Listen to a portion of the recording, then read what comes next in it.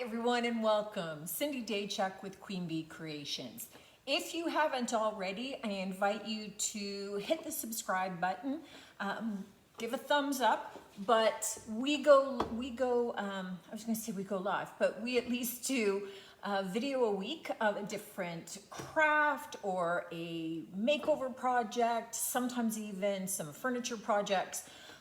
Giving you some ideas of what to do with some of your home decor, some of your furniture, or even if you're just getting bored and you need a little new something to do. So we come at you every week, and at least if you subscribe, then you'll get a notification. Hit the bell, keep me coming at you. Today, what I wanted to do is, I come across a lot of these old kind of antique mirrors quite often from the standpoint that this is one that was once on a dresser, and a lot of people hang on to the dresser, but they take off the mirror, they don't want it, they don't like it, they something. I love these mirrors, and sometimes they have some crazing, right? They get aged in the back, and they've got some of the spots or the lines, which I also love. So this still functions as a mirror, but it's got a little something happening from age, don't we all? But I love them because they still have character. But once you no longer have the dresser, a lot of people don't know what to do with these, and they always think about using them this way, right? The way that they were made to sit on the dresser itself. And if they don't have a dresser that this fits, then they think, well, it's not going to work, or it's not the right color.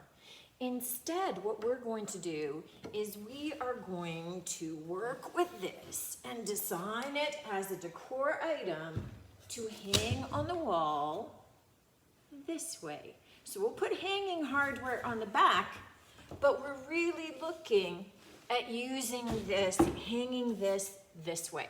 Now this has some lovely moldings already, but what we want to do is just add a little something across the top that makes it look like the moldings were designed to work with it in the upside down position. So flipping it this way makes it, if we're hanging it on the wall, makes it look like it was designed to hang this way. And then you get this lovely kind of oval mirror with that little teardrop drip at the end hanging down. It's going to be gorgeous. But to start, the very first thing that we want to do is to add a little bit of molding onto this. So give a little bit more definition here across the top so it doesn't look so barren. Fits in with a lot of the other already carved moldings here. And get that done before we start painting. So to do that, I have the acanthus mold from IOD, Iron Orchid Designs, available on the website, queenbeecreationshome.com. You could use whatever mold, obviously, works for you and works with your design. I took a look at a lot of the molds that I have, and this one kind of has a bit of the same feel and look, and certainly once we get it all painted out, it will all tie in together. So what I'm looking at is there's a little fleur-de-lis kind of thing here, which kind of fits with the same kind of feel down on the far end there that you can't necessarily see, and a little bit of this scroll. So if I put that fleur-de-lis here and I have the scrolls coming down into this white space here, this big blank area, right? Then I think it's going to tie it all in together, and it's going to look a little bit more uniform. So to do that, we need some air-dried clay, also by IOD, and super easy to do, because all we're going to do is we're going to pull some of this clay out, and it dries in the air, obviously, so you want to make sure that you keep it covered when not in use. And we're just going to push it into the mold. Now, the one thing about the IOD molds that I particularly enjoy is that each of the molds has this small little, what they call a micro rim, but it's a small raised edge, so that as I drag my finger against that ridge, it allows me to kind of almost cut off the clay. So it forces me to end up with the perfect amount, which is great. Flip your mold upside down, peel the mold back, and it releases. Okay?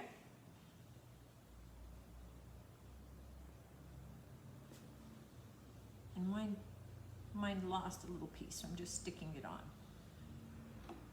And all I'm looking at doing, which actually kind of nicely covers up one of my little nail holes here, is to just, I'm going to attach that one down in that area. And I'm going to leave it loose right now while I work on getting some of my scrolls done, just so that I can check the exact placement of this, because I may want to drop it a little bit lower, we'll see. But I'm looking at doing 2 of these scrolls, a left and a right, and doing exactly the same thing, just pushing the clay in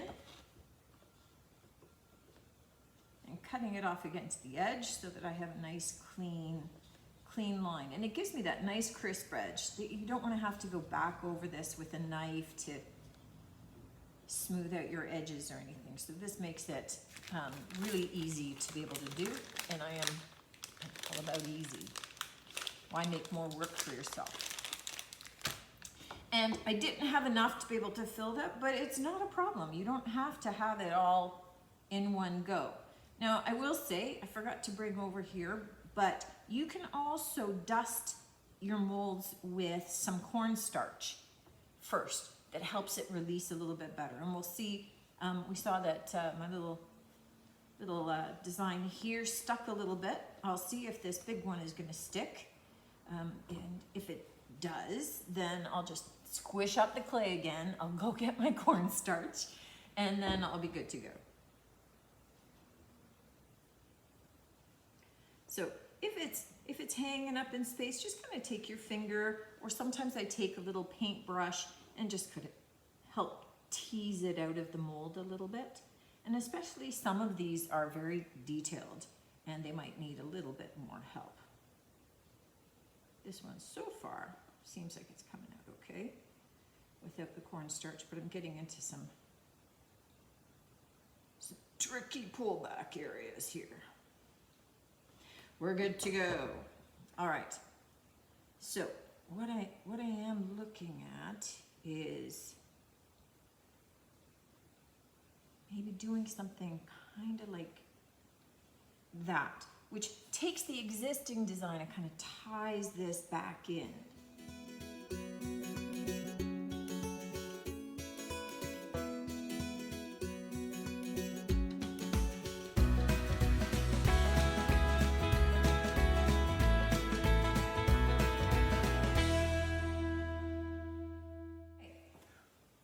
Got your molds done and you've laid them out roughly where you're going to be putting them, and quite honestly, I know that there's still a lot of white space up here, but I think that this is going to be enough. It's not overkill with putting tons in. I just wanted a little something here in the middle that was going to allow me to sort of bring all these elements together and have your eye looking at this really being reflective of being the top of the piece, right? So something that kind of curved down to make it a little bit make sense.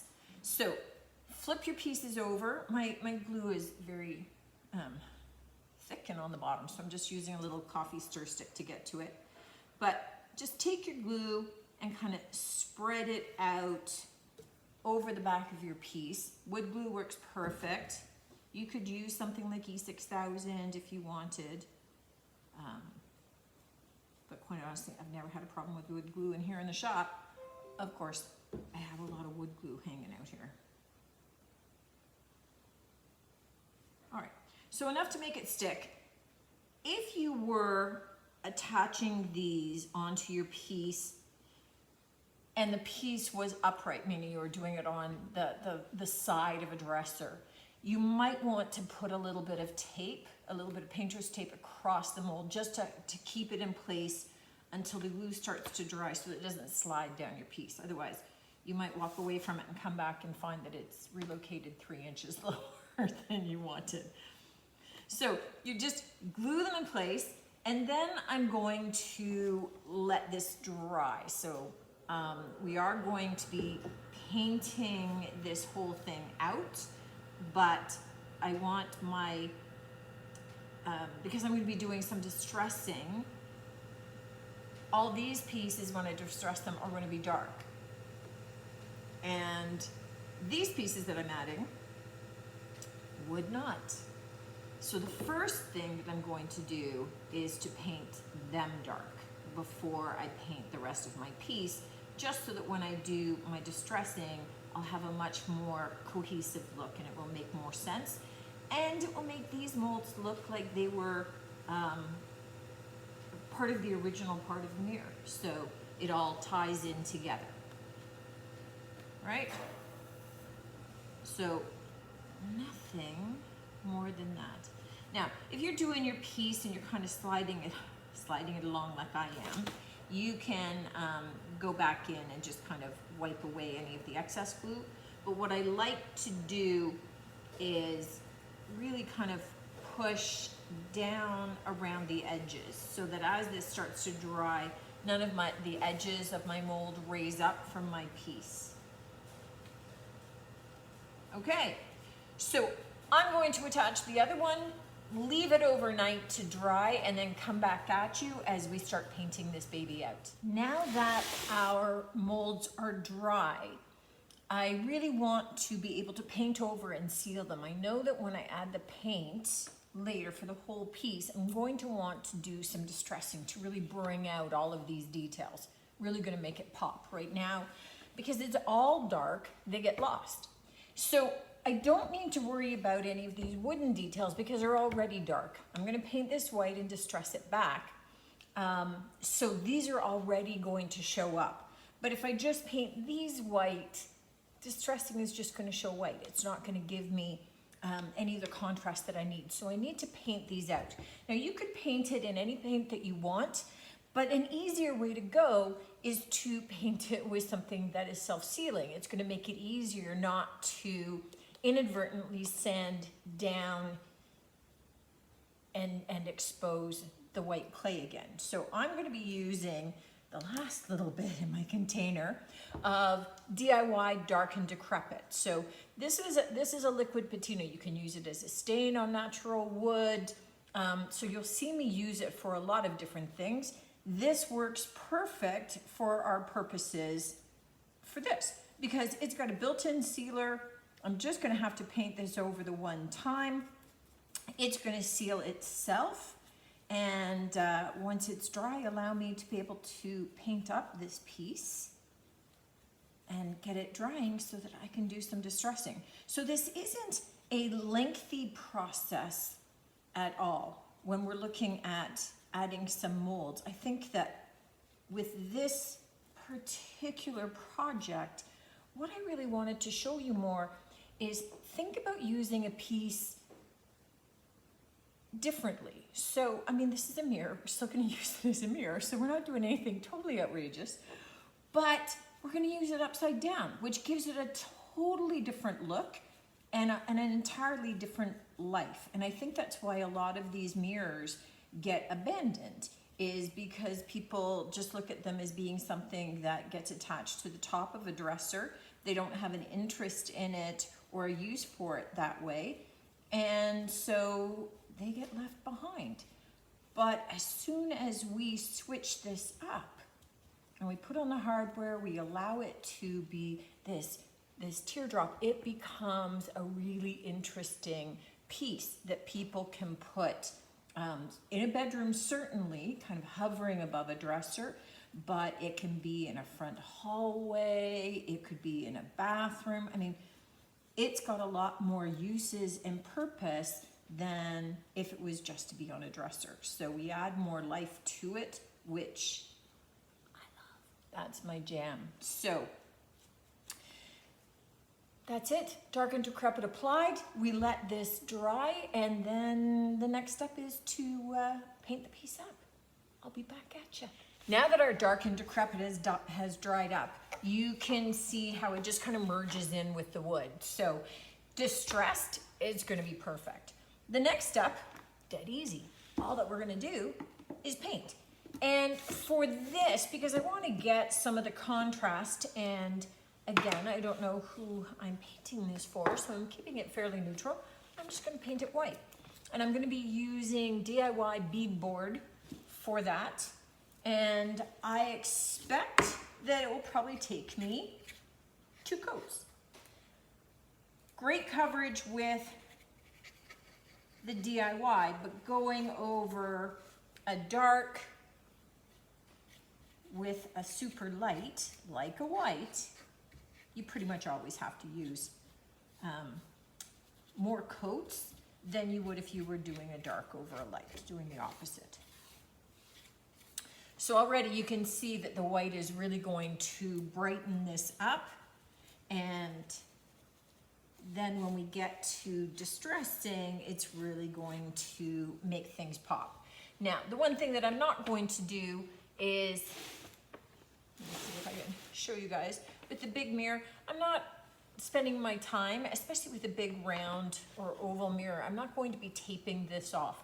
All that I'm going to be doing is painting it fairly carefully, and then using a razor blade once it dries. The DIY paint really comes up very easily, so it actually will take me less time to scrape off any of the paint that I happen to get onto the mirror than if I was to take all of my time to tape it off really nicely, and then probably still end up having to scrape some off. So this step of the project, I'm just painting, getting on some paint, 2 coats, and then I'll come back at you. Now that our 2 coats of white have dried, and really with the DIY we really only needed the 2 coats, it's time to do a sanding. Now, I do have a sanding block with 320 grit, and this is for all of these smooth surfaces. So wherever I can get this for all of my edging, I'm gonna do that just to knock off the little rough tops of paint and smooth it out. I like it nice and smooth to the touch. Then we're gonna look at distressing. So you can use the sandpaper to be able to do that. But when I've got raised molding, so, you know, this I may do around the edging because I get nice kind of subtle crisp lines. And it just kind of gives me the definition that I want. But when it comes to the raised designs, I like to do wet distressing. So I'm doing a bit of the dry and the wet. And here I'm just using some non-scented baby wipes, but you could just use any old wet cloth. These just stay nice and moist for me. And here I'm just gonna take my finger and go over some of these designs to kind of highlight it a little bit more. And I like, for something like this, I like the irregularity. Yeah, that's a real word. I like the irregularity of the wet distressing because I've got a little bit more that I can kind of decide where to go, and I want it a little bit wider. So I do like the dry for some areas and certainly for smoothing out a lot of the areas. And then when I've got raised details, I prefer to do the wet distressing. I find that I get a little bit more showing. It kind of highlights the highs a little bit more than if I was just doing the dry sanding. So you can see already how that just starts to make those details pop and kind of come alive.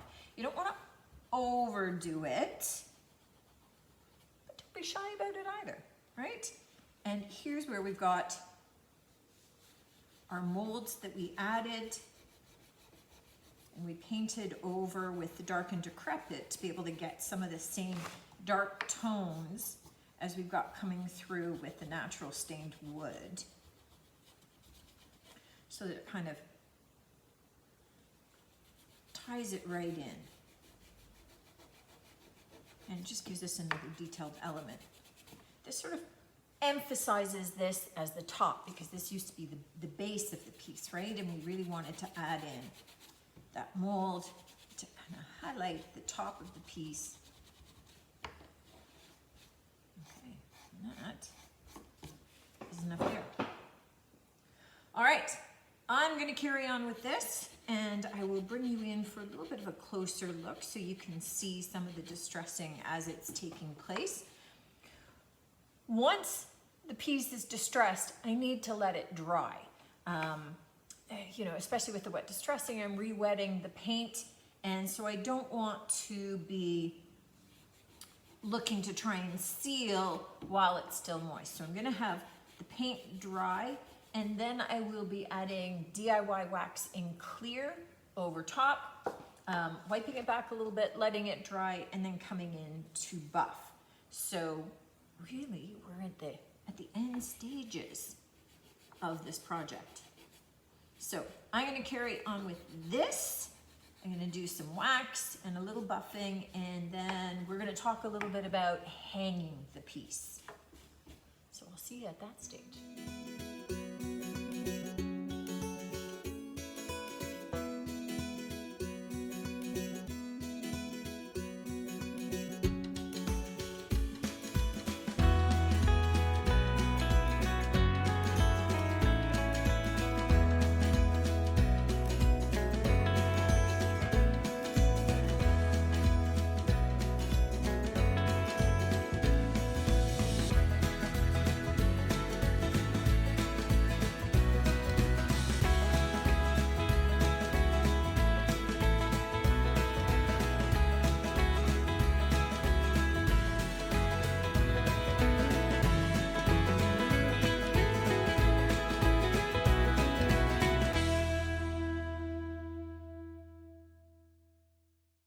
So I somehow didn't hit record when I was talking about the hardware. You're gonna see me screwing the plates in place, but I wanted to give you a little bit of information about what the heck they are. With really heavy pieces, and especially like really heavy mirrors and those kinds of things, I don't like to use like the hook and eye and a wire. It's way too heavy for that. Or to use just even the heavy duty sawtooth hangers. I have some, and I use them for things that are lighter than this, but this particular mirror that I'm working on and some of the other really big mirrors that I've got in the shop, they need something a little bit more heavy duty. And something that makes it a lot easier for the customer, for you to be able to hang. And for that, I use French cleats. Now, comes in twos, and they have a slight little ridge that slide in together. So you've got a flat edge that goes against your piece, and you've got a flat edge here that goes against the wall, and they just have enough of a lip that they slip in. What it does do is it helps that big piece actually stay flat, right? So stays level and it stays nice and flat. It's easy to hang. You're not futzing with multiple spots. Is this here? So it makes it a lot easier, makes life a lot easier, and they are very solid hangers. It is really tough for these to pull out. They come with the anchor, the wall anchors and the screws, and these are just the best. So if you are unfamiliar with French cleats, this is what they are. So they just slide in together like this, and they're awesome. So I will put the link to that. I just get them off Amazon, super easy. I'll put the link in there for that. If you've got some really heavy pictures and you're finding that, gee, I've got nails and it's really awkward, or if I have to move them, hanging them up again is really tough, these are the ticket. And again, just really good for super heavy pieces. This is the way to go, even if you had to do multiples of them, but usually one is sufficient and takes quite a bit of weight because they are anchored into your wall. But French cleats,